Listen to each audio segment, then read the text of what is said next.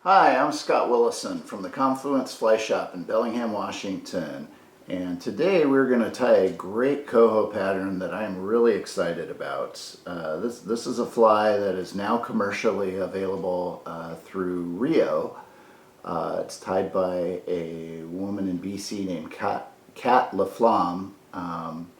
And it's really ideally suited to a lot of the coho rivers that we fish locally. Whether we're fishing the Skagit or say the South Fork of the Nooksack or the tributaries to the lower Fraser and lower mainland BC where this fly was really designed to shine.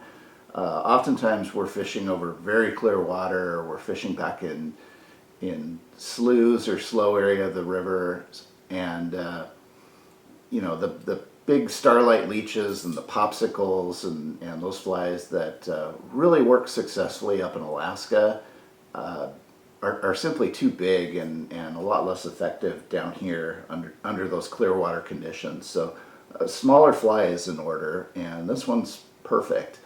I'm going to tie it on a little bit different hook than the original. The original is tied on a Gamakatsu L11 S3H, which is a little bit shorter shanked and 3X heavy hook, so it's a really heavy hook. I'm tying this version of it on a Gamakatsu S11 4L2H, which is a 4X long. It is a little bit heavier wire, but I like to tie a lot of my flies on this hook because if I'm fishing around log jams and very woody areas, this is a hook I can eventually get to bend out without breaking off. So that allows me to retrieve my fly and kind of morph it back into shape and catch a few more fish before it inevitably meets its demise. So I do tie it on the heavier wire hook as well, but today we're going to change it up a little bit. So I've got a size 8 S11 4L2H hook in my vise, and on it I've already put a fluorescent pink 5/32 inch tungsten bead. You could use a brass bead on here as well if you wanted to make it a little bit lighter. But we're going to go ahead and start some 140 Denier ultra thread, and I'm just going to build up a little bit here behind the bead, really just to keep that bead from sliding back. Once we've got that out of the way, go ahead and trim our excess thread, and then I'm going to wrap back to just about the point of the hook.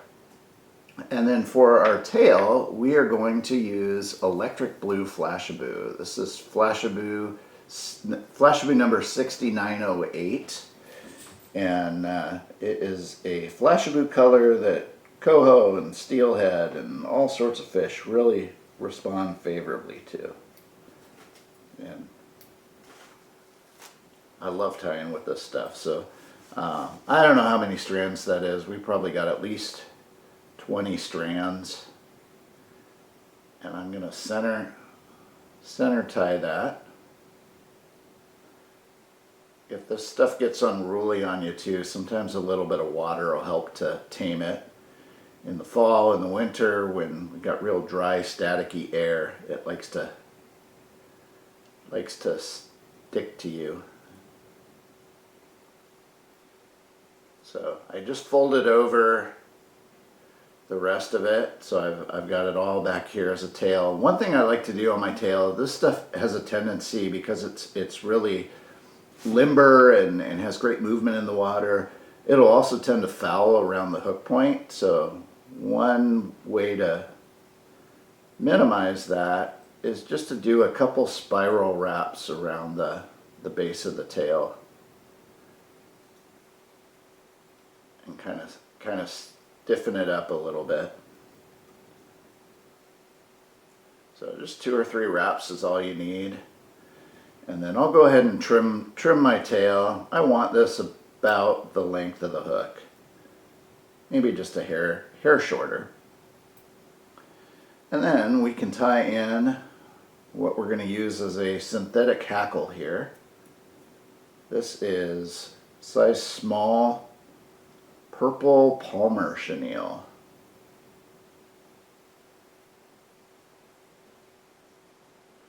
We tie that in. This would take the place of the saddle hackle on a normal woolly bugger type pattern. And this stuff is fantastic for coho. It's got nice sparkle and translucency to it. And then we're going to dub the body with just a Kingfisher blue ice dub.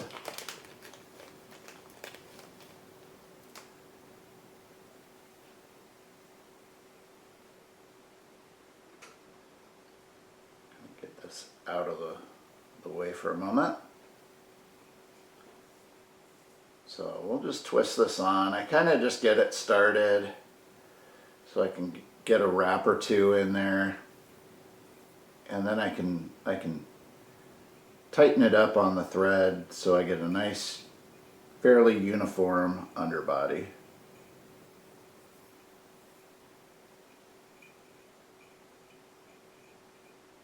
And we'll just wrap this all the way up to the bead. And then I got a little bit more than I needed on there, so I just sort of plucked that off. And then we're going to palmer this just like we would the hackle on a woolly bugger. So I don't want to do touching turns because I want a little bit of that blue to show underneath.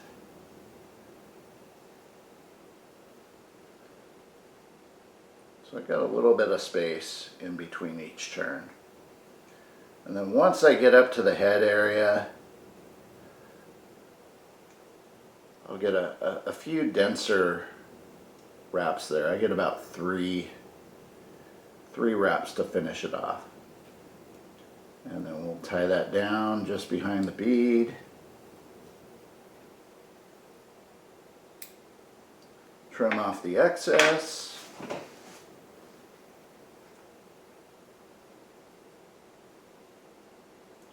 And just build up a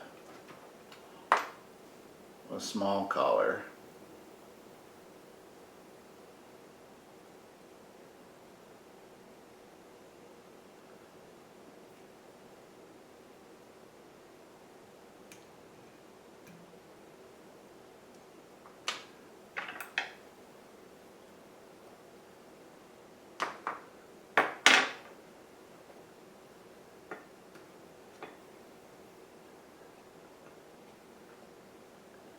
Then we're going to put just a touch of Solara's Bone Dry on the thread wraps.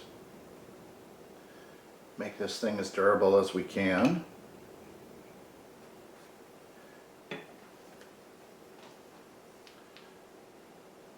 We'll cure that up with our UV light.